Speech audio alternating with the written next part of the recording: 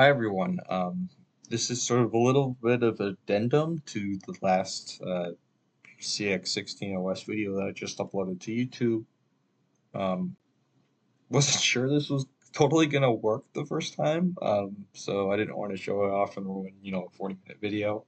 I showed you the GUI, sort of, or the foundations of that, but I wanted to show this program. I think it's pretty cool. Kind of shows off some other features too.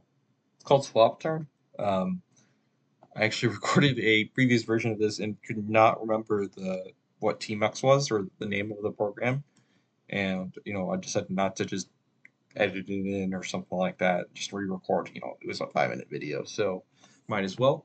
You can also see me creating the thumbnail for that last video, whether that's for Booty or just so I can get rid out of that font.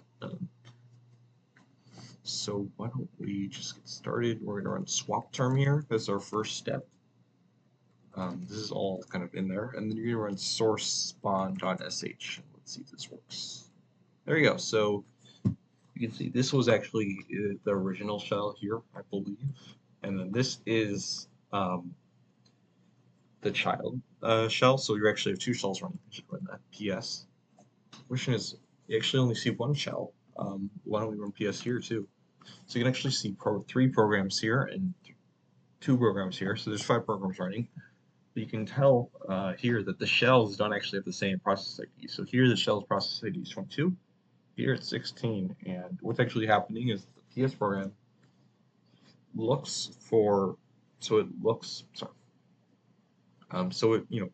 whatever process it starts with, it looks for that process as parent, then it looks for that process as parent, and so on and so on. And if that, whenever it finds a process with no parent, it will print all of those children. So all of those children get printed, but not, if there's two sort of separate trees, it's not going to print that. So what happens here is the shell detaches and no longer has a parent. You can see here there's no parent, but if I go to the other shell, there's also no parent ID. So you only see the shell, or the programs here that have a parent, a kind of a common ancestor of this shell program. So that's what's going on here. And if you run ps-a, or sorry, it prints all the programs. So now you see all those two shells and so on. And what this does, kind of like, somewhat similar to tmux, except it's a little different because, they're not side to side, but it's kind of the alternate between, is it lets you edit a program and, run code at the same time. So let's do a very simple. So on this one, we're going to edit code.demo.sr. We're going to open an ed. Give it a second there, and we're going to print it out. It's kind of chugging today, but we're going to then run this program. So we're going to scripter code /sar, and then we'll do words.txt. And as we kind of explained last time, that's the default prog here is exit, or actually it was x60, but in the last demo I changed the word count. So what we're going to see here is the word count for words.txt. That's the word count. We can write it again just to see.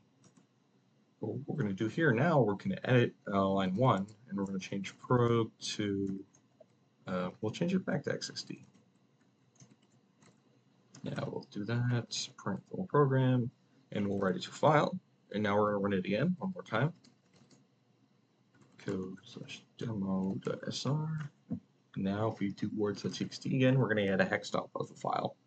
So obviously you can see there it kind of allows you to, it's sort of, it's kind of like control-zing a process almost, where you put it in the background and then you can bring it back.